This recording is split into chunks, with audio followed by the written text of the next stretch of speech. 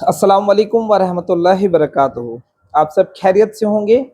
तो आज की वीडियो का जो आगाज़ है वो हम करेंगे अस्सलातु वस्सलामु अलैका या रसूलुल्लाह, अस्सलातु वस्सलामु अलैका या नबी अल्लाह, अस्सलातु वस्सलामु अलैका या हबीब अल्लाह। हमारे नबी पाक सल्लल्लाहु ताला अलैहि वसल्लम की बारगाह रिसालत में दरूद पाक का नजराना पेश करके आज मैं जिस मुद्दे पर आपके साथ बात करने के लिए फिर से आपके सामने आया हूं, तो जो मुद्दा है वो आज बात करने का वो ये है कि बहुत से लोगों की क्वेरीज मेरे पास में ये रही कि सर आपने बड़ों के बारे में तो बता दिया, लेकिन बच्चों को लेकर अब बहुत सारी चीज़ें हैं और बहुत सारी चीज़ें ऐसी हैं जो बच्चों के बारे में लोगों को नहीं पता है। जैसे बच्चों का वीज़ा फीस कितना लगेगा, या जो बच्चे हैं उनका टिकट कितना लगेगा, या कितने साल की उम्र तक बच्चों का जो है वो फ्री जो कॉस्ट है वो रहेगा।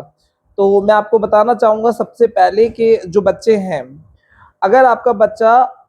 1 महीने से लेकर 18 महीने तक का है, मेरी बात को गौर कीजिएगा, 1 महीने से लेकर 18 महीने के बीच में अगर कोई बच्चा है, तो माशाल्लाह उसका जो वीज़ा फ़ीस है वो भी कुछ कम रहेगा, 1000 रुपए तकरीबन जो नॉर्मल फ़ीस है उससे कम रहेगा। उसके अलावा जो टिकट है वो इन्फेंट काउंट होगा, तो इन्फेंट जब काउंट होगा तो तकरीबन तकरीबन 40 टू 60% जो कॉस्ट है वो पेमेंट,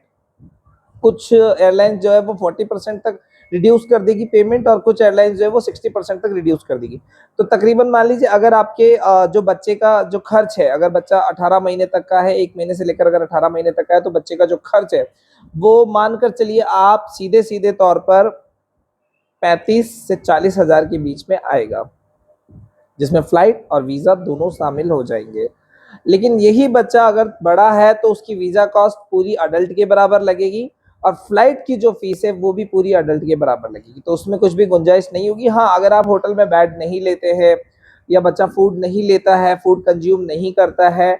और गाड़ी में भी सीट नहीं लेता है, तो उसके अकॉर्डिंग जो कॉस्ट है वो कम हो जाएगी, और उसमें आप इस कॉस्ट को जो है वो शामिल कर सकते हैं। तो जो बच्चों का जो मसला है उसमें आप ये मान के चलिए सीधे सीधे तौर पे 15 से 20 हज़ार रुपए का जो डिफरेंस है लैंड पार्ट का, वो सीधे सीधे कम हो जाता है। तो आप बच्चों के साथ अगर ट्रैवल करते हैं, या बच्चों के साथ आप ट्रैवलिंग प्लान कर रहे हैं, उम्रा प्लान कर रहे हैं, तो उसमें आपको सिर्फ एक बात का ख्याल रखना है कि जो बच्चा है उसकी उम्र कितनी है, उसके अकॉर्डिंग फ्लाइट और वीज़ा के पैसे आपको देने हैं। और अगर बच्चा छोटा है तो फ्लाइट वीज़ा के अलावा और कोई भी। अच्छा, चाइल्ड कहाँ तक काउंट होगा ये भी मैं आपको बता देता हूँ।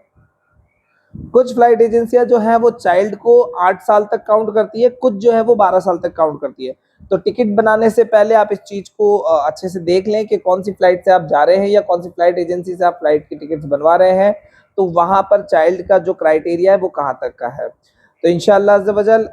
मुझे लगता है जहां तक मैंने आपको सारी चीजें बहुत तरीके से समझा दी हैं, और मैं गुजारिश करूंगा कि आप भी इस जानकारी को लोगों के साथ शेयर करें, और ज़्यादा से ज़्यादा लोगों तक हमारे चैनल का जो है मतलब जो चैनल की डिटेल है वो ज़्यादा से ज़्यादा लोगों के साथ शेयर करें, ताकि ज़्यादा से ज़्यादा लोग हमारे द्वारा दी गई जानकारी से इस खिदमत के काम में अपने सर्फ को हासिल कर सकें और लोगों को जोड़ सकें, ताकि हम ज़्यादा से ज़्यादा लोगों को बेहतरीन सस्ते तरीके से उम्रा जो है वो प्रोवाइड करा सकें। इंशाअल्लाह अज़्ज़ वजल फिर एक बार मुलाकात करेंगे एक नई जानकारी के साथ। शुक्रिया, अल्हम्दुलिल्लाह, अस्सलाम वालेकुम।